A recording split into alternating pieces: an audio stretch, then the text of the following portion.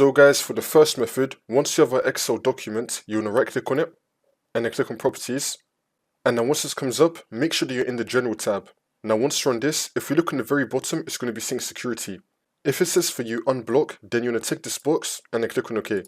This should not fix your problem. If that's still not working, then for the second method, you want to right click on your document and then click on properties.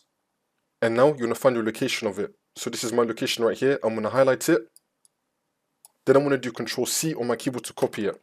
I've now copied the location. And now you want to open up any Microsoft Excel document. Now once you're on Microsoft Excel, you now want to click on File in the top left.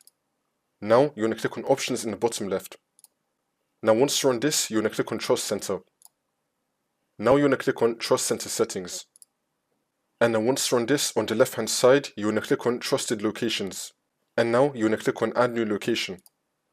And then once this comes up, you just want to paste the path that we copied earlier. So we're just going to delete this real quick. You're going to do Control V to paste it, paste that path, and then click on OK. Now you're going to click on OK again.